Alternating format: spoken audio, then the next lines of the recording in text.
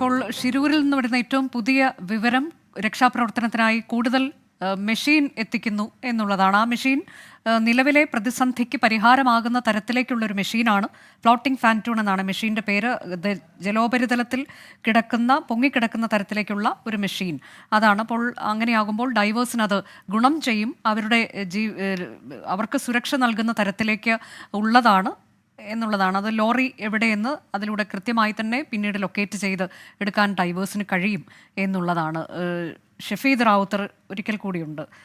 ഷഫീദ്, ഇപ്പോൾ SP നാരായണ പറഞ്ഞിട്ടുള്ളത് ഈ മെഷീൻ ഇന്ന് തന്നെ എത്തിക്കാനുള്ള ശ്രമം ഉണ്ട് എന്നാണോ? അങ്ങനെയെങ്കിൽ ആ തരത്തിലേക്ക് കൂടിയുള്ള രക്ഷാപ്രവർത്തനം ഇന്നുണ്ടാകും എന്നാണോ മനസ്സിലാക്കേണ്ടത്?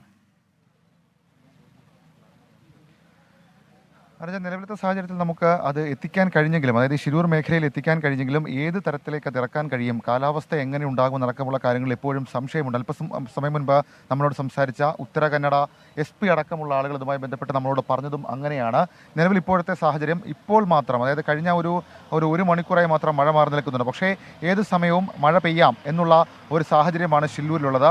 അത് വലിയ തരത്തിൽ പ്രതിസന്ധി ഉണ്ടാക്കുകയും ചെയ്യുന്നുണ്ട്. ഇനി വരാൻ പോകുന്ന ഫ്ലോട്ടിംഗ് പാൻറ്റൂൺ ആണെങ്കിലും അത് നമുക്കിവിടെ നിന്ന് അവിടേക്ക് എത്തിച്ചതിന് ശേഷം അത് ഒരുമിച്ച് ഇറക്കണം. അതിനുശേഷം മാത്രമായിരിക്കും അത് നദിയിലേക്ക് ഇറക്കുക. അത് സ്വാഭാവികമായും സമയമെടുക്കുന്ന ഒരു കാര്യമാണെന്നുള്ള കാര്യത്തിൽ തർക്കമില്ല. അപ്പോൾ ആ രീതിയിൽ കൂടി കാര്യങ്ങൾക്ക് ഒരു പ്രതിസന്ധി ഉണ്ട്. ഏതായാലും രക്ഷാദൗത്യം അവസാനിപ്പിക്കുന്നില്ല എന്നുള്ളത് ഏറ്റവും പ്രധാനപ്പെട്ട കാര്യം. മാത്രവുമല്ല, ഉത്തരകന്നഡ SP എം നാരായണൻ അദ്ദേഹം നമ്മളോട് പറഞ്ഞത് ഇങ്ങനെയാണ്: ഈ പ്രാദേശിക മത്സ്യത്തൊഴിലാളികളെ അടക്കം ഈ രക്ഷാദൗത്യ സംഘത്തിനോടൊപ്പം ചേർക്കും എന്നുള്ളതാണ്. അതിനുശേഷമായിരിക്കും അവിടെ മറ്റു കാര്യങ്ങൾ, പ്രത്യേകിച്ച് അവിടെ വലിയ ഫിസിക്കൽ എഫേർട്ട് വരും.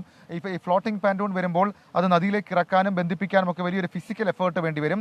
ആ എഫേർട്ട് മീറ്റ് ചെയ്യാൻ വേണ്ടിയിട്ടാണ് ഈ പ്രാദേശിക മത്സ്യത്തൊഴിലാളികളുടെ അടക്കം സഹായം ഇതുമായി ബന്ധപ്പെട്ട് തേടുന്നത് എന്നുള്ളത് നമുക്ക് മനസ്സിലാക്കാൻ കഴിയുന്നു. ഏതായാലും സ്പോട്ട് 3 കേന്ദ്രീകരിച്ചുകൊണ്ട് കൂടുതൽ പരിശോധന എന്നും അദ്ദേഹം ആവർത്തിച്ച് പറയുന്നുണ്ട്. അപ്പോൾ ഈ സ്പോട്ട് 3-ലാണ് നിലവിലിപ്പോൾ രക്ഷാദൗത്യ സംഘത്തിൻ്റെ ഇതുമായി ബന്ധപ്പെട്ടിട്ടുള്ള സംശയങ്ങൾ എന്നുള്ള കാര്യം കൂടി നമുക്ക് മനസ്സിലാക്കാൻ കഴിയും.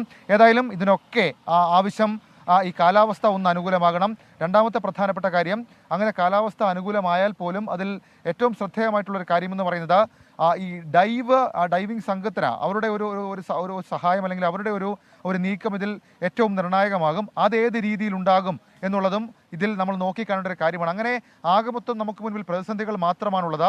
ആ പ്രതിസന്ധികളെ എങ്ങനെ തരണം ചെയ്ത് ഏത് രീതിയിൽ നമുക്ക് അവിടേക്ക് ഇത് നടത്താൻ കഴിയും. ഈ ഫ്ലോട്ടിംഗ് പാൻറ്റൂൺ കൊണ്ടുവന്നാൽ പോലും സ്വാഭാവികമായും ഈ ട്രക്കിനടിയിലേക്ക് പോകാൻ, അതല്ലെങ്കിൽ ഈ മണ്ണ് നീക്കം അടക്കമുള്ള കാര്യങ്ങൾ ഏത് രീതിയിൽ നടത്തും എന്നുള്ളതും ചില ആശങ്കകൾക്ക് വകവയ്ക്കുന്നുണ്ട്. പക്ഷേ കർണാടക സർക്കാർ ആകട്ടെ ഇക്കാര്യത്തിൽ അവർക്ക് ചെയ്യാൻ കഴിയുന്ന പരമാവധി കാര്യങ്ങൾ, അവരുടെ മാക്സിമം എന്ന രീതിയിലേക്ക് അവർ കാര്യങ്ങൾ ചെയ്യുന്നു എന്നുള്ള വിവരം കൂടി ഈ ഘട്ടത്തിൽ നമ്മളോട് പങ്കുവയ്ക്കുന്നുണ്ട്.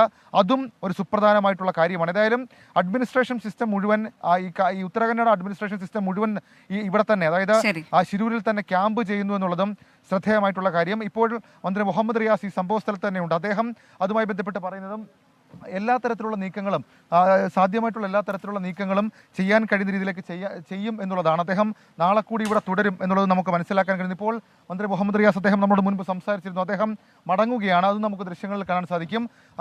ഇന്ന് ഇവിടെ തുടരുമോ എന്നടക്കമുള്ള കാര്യങ്ങളും നമുക്ക് ശ്രദ്ധേയമായ ഒരൊറ്റ നമുക്ക് മന്ത്രി മുഹമ്മദ് റിയാസിനോട് ഇതുമായി ബന്ധപ്പെട്ട് ഒരു പുതിയൊരു അപ്ഡേഷനെ കുറിച്ച് കൂടി ചോദിക്കണം. മിനിസ്റ്റർ, നമ്മൾ ഇനിയിപ്പം അടുത്തൊരു അവലോകനം എപ്പോഴായിരിക്കും ഇതുമായി ബന്ധപ്പെട്ട അപ്ഡേഷൻ കിട്ടാൻ? ഇപ്പോൾ സന്ധ്യയ്ക്ക് ഞങ്ങൾ ഇരിക്കുന്നുണ്ട്. രാത്രി മന്ത്രി ശ്രീ AK ശശീന്ദ്രൻ എത്തുന്നുണ്ട്.